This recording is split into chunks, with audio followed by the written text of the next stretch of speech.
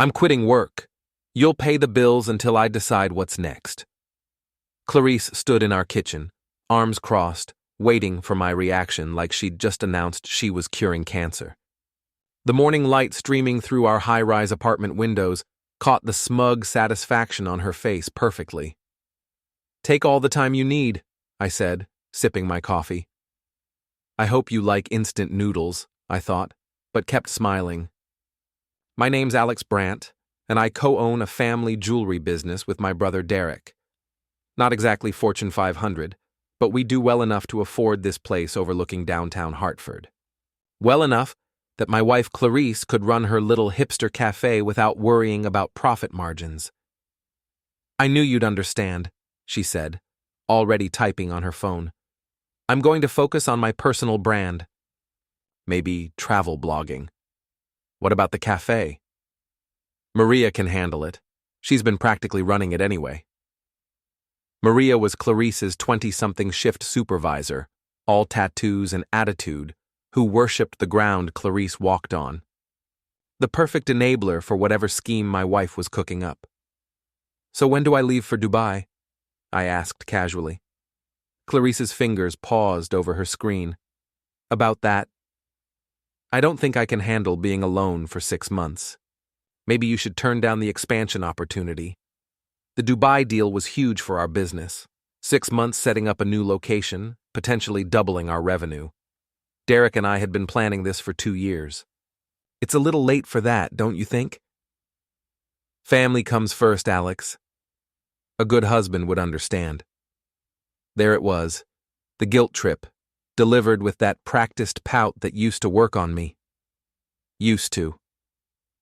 "I'll think about it," I lied. She beamed and kissed my cheek. I knew I married the right man. After she left for the cafe, I sat alone in our apartment, staring at the city below. Something was off. Clarice had been distant for weeks, always on her phone, always too tired for anything that involved me. And now this sudden career change right before my biggest business opportunity? My phone buzzed. A LinkedIn notification. Clarice had posted something. "When your husband abandons you for work, you realize you have to rebuild your whole life. Starting over at 28. Wish me luck." The post already had 50 likes and a dozen sympathetic comments. My stomach dropped as I read through them. "You're so brave, Clarice. Men never understand what we sacrifice. You deserve better, honey." Then I saw a comment that made my blood freeze. My boss in Dubai, Hassan al-Rashid, had replied, "Confused by this post, Clarice?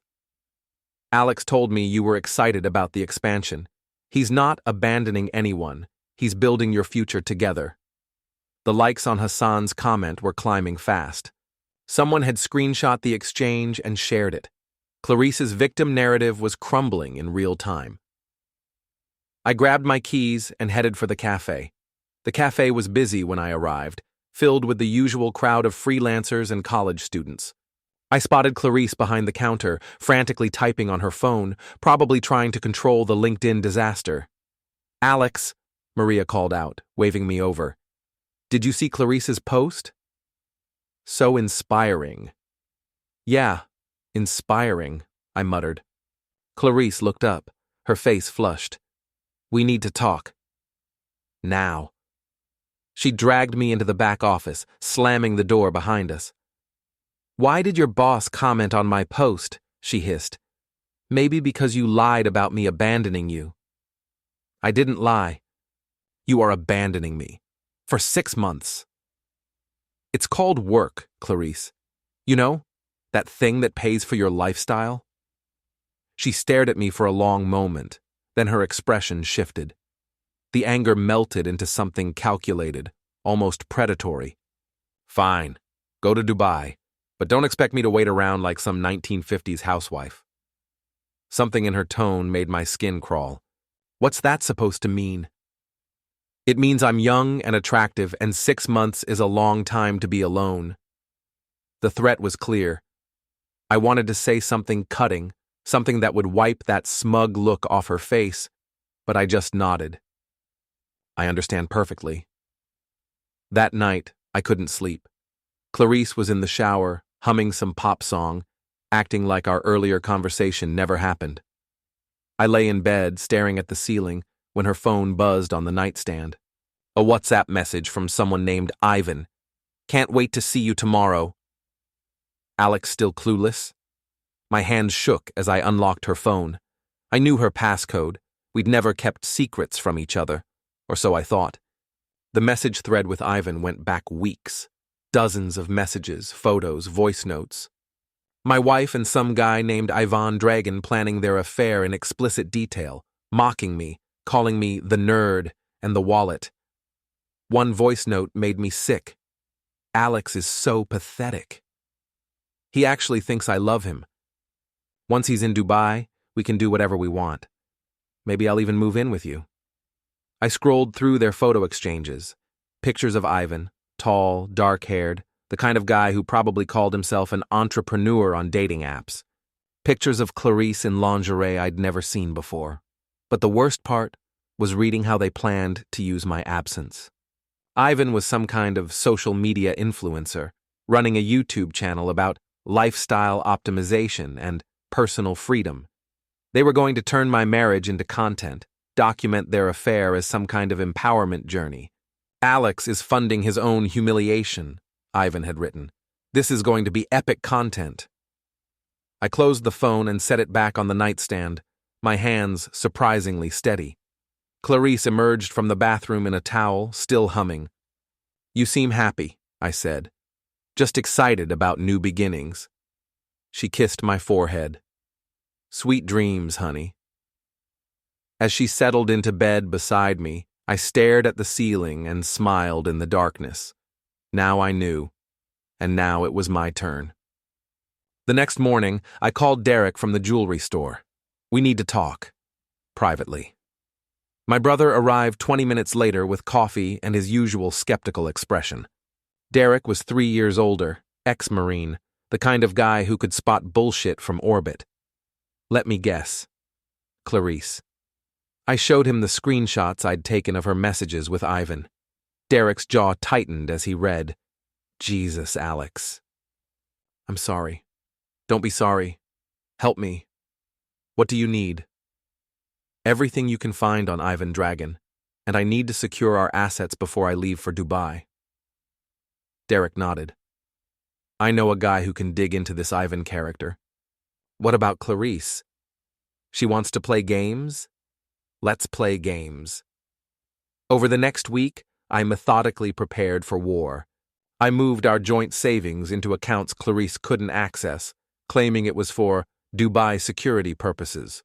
I changed the apartment's access codes, telling her it was a building-wide upgrade.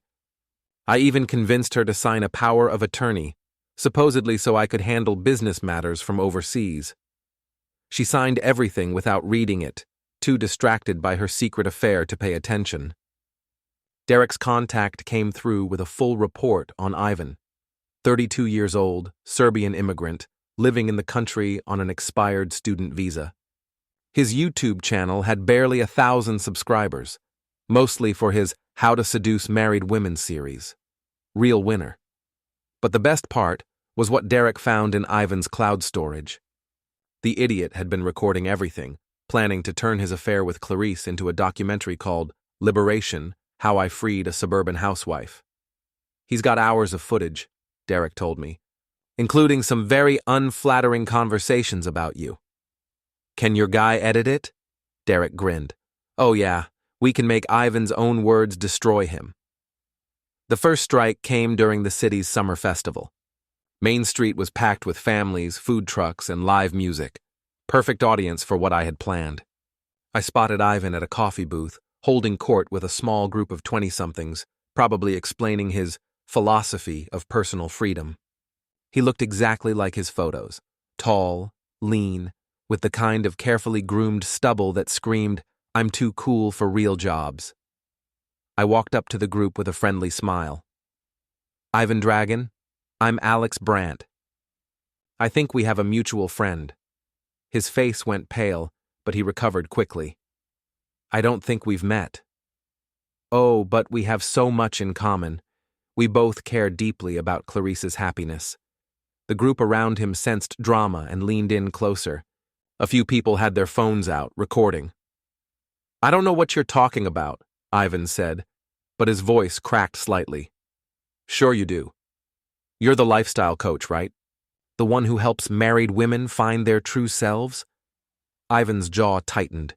"You need to walk away, man." "Or what? You'll make a YouTube video about it?" That hit home. Ivan stepped closer, trying to intimidate me with his height advantage. "You don't know who you're messing with." I laughed. Actually laughed. I know exactly who I'm messing with. A wannabe influencer who preys on vulnerable women and can't even keep his visa current. Ivan swung at me. Clumsy, telegraphed, the kind of punch you'd expect from someone who got his fighting technique from action movies. I stepped aside, and he stumbled forward, crashing into the coffee booth's display table. Hot coffee splashed everywhere, including all over Ivan's carefully chosen outfit. The crowd erupted in laughter and applause. Phones captured every second as Ivan flailed around, soaked in coffee and humiliation. "Oops," I said loudly. "Guess your personal freedom doesn't include coordination." Ivan scrambled to his feet, coffee dripping from his hair, and pointed at me with a shaking finger. "This isn't over." "You're right," I called after him as he retreated through the laughing crowd. "It's just getting started." The coffee booth video went viral within hours. Someone had posted it with the caption, "Influencer gets influenced by gravity," and it was spreading across every platform. Ivan's YouTube channel was flooded with comments mocking his lifestyle optimization, while flat on his back in a puddle of coffee. But I was just getting warmed up. Derek and I spent the evening in his apartment, editing Ivan's own footage into something special. Hours of Ivan bragging about his seduction techniques, explaining how he targeted financially comfortable but emotionally neglected wives, and worst of all, his detailed plans for humiliating me. "This guy is a sociopath," Derek muttered as we worked. "Listen to this part." Ivan's voice filled the room. "The husband always thinks he's so smart, so secure. But every man has a weakness, and it's usually his wife. You break her loyalty, you break him completely. It's almost too easy." "Almost," I said, "but not quite easy enough." We uploaded the compilation to Ivan's own YouTube channel at 3 a.m., titled, "The Truth About Ivan Dragon, A Confession." By morning, it had 10,000 views and climbing. Ivan's phone number was public on his channel. I could only imagine the calls he was getting. Clarice was quieter than usual at breakfast, scrolling through her phone with a frown. "Everything okay?" I asked innocently. "Ivan's having some problems with his social media." "That's too bad." "What kind of problems?" She showed me the video. I watched myself watching Ivan's confession, letting appropriate shock and disgust play across my face. "This is horrible," I said. "He's basically admitting to being a predator. It's probably fake. Someone hacked his account." "Maybe. But those are his words, right? His voice?" Clarice didn't answer, but I could see the doubt creeping in. Good. My phone rang. "Derek, turn on Channel 8 News, now." I flipped to the local morning show. The anchor was discussing a viral video exposing a local social media personality's disturbing views on marriage and fidelity. They played clips from Ivan's confession, including his detailed explanation of how he targeted married women and his plans to document his affairs for content. "Local authorities are investigating whether any laws were broken," the anchor continued, "and immigration officials have reportedly opened an inquiry into Mr. Dragon's visa status." Clarice went white. "I have to go to the cafe." "Of course. Take care of yourself." After she left, I called Hassan in Dubai. "Alex, my friend, I saw the most interesting news story this morning." "Really? What about?" "Some local man in your city talking about targeting married women. Very disturbing. The reporter mentioned he was involved with several local business owners' wives." "That is disturbing." "Yes. It makes me think, perhaps it's better that you come to Dubai sooner. Get away from such negative influences." "You know what, Hassan? I think you're absolutely right. I moved my flight up by 2 weeks. When Clarice came home that evening, I was packing. "What are you doing?" "Leaving for Dubai tomorrow. Hassan thinks it's better to get started early, given all the local drama." "Tomorrow?" "But we haven't. I thought we'd have more time." "Time for what, Clarice?" She couldn't answer that without admitting what she'd been planning. "I'll miss you," she said finally. "I'm sure you'll find ways to keep busy." That night, she tried to seduce me. Probably guilt, maybe genuine desire, possibly just maintaining her cover. I played along, but my heart wasn't in it. As she slept beside me, I made one final call to Derek. "Phase 3 starts tomorrow. You ready?" "Born ready." "Have a safe flight, brother. See you in 6 months." This should all be wrapped up by then, but I was wrong about the timeline. It would all be over much sooner than that. I never actually got on the plane to Dubai. Instead, I checked into a hotel across town and watched the fireworks begin. Derek had positioned himself perfectly.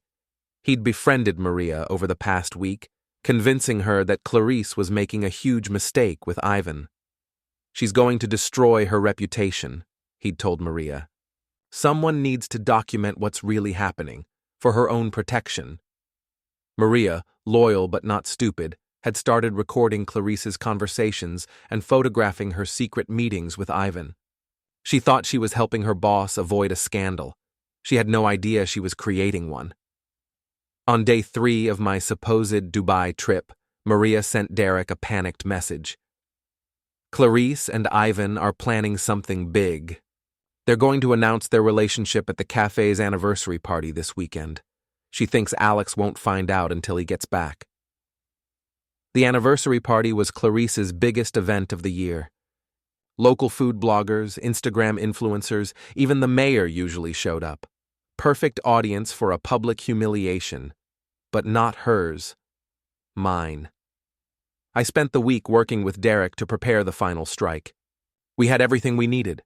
Ivan's own confession videos, screenshots of their affair planning, photos of their secret meetings, even recordings of them mocking me and planning to steal my money.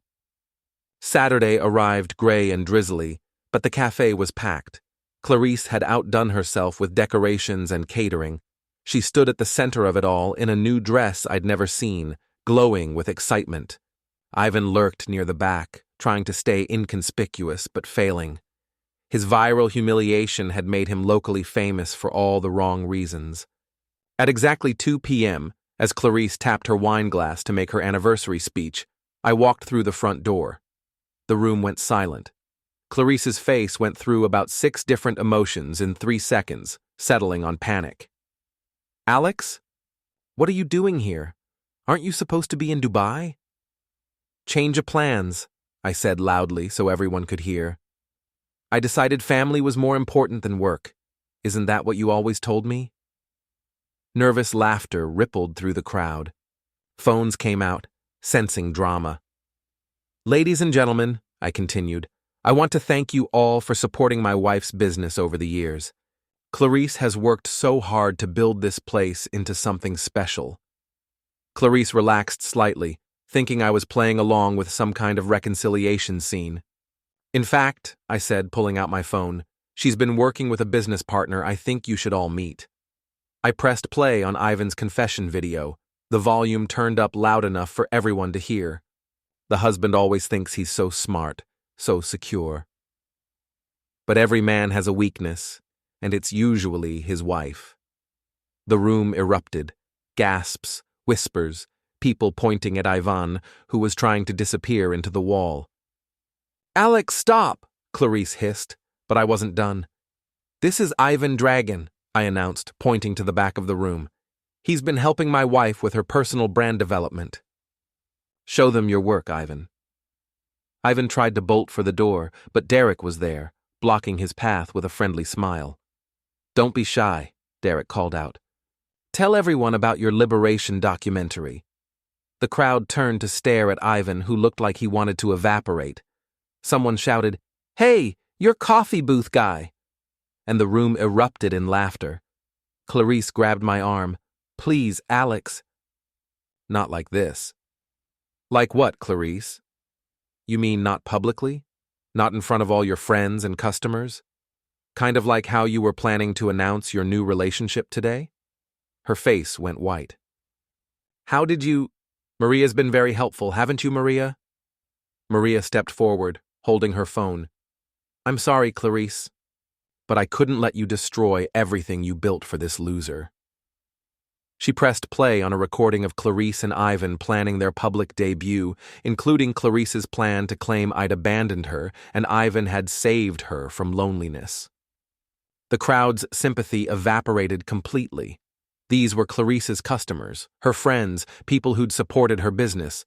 They didn't appreciate being manipulated. You're both pathetic, someone shouted. Get out of here, Ivan. Clarice, how could you? Ivan made another run for the door. This time, Derek let him pass, but the crowd didn't. They followed him outside, shouting questions and insults. Someone threw a pastry at his back. Clarice stood frozen in the center of her ruined party, tears streaming down her face. Why? She whispered. Because you forgot something important, I said, loud enough for everyone to hear. I'm not just the wallet.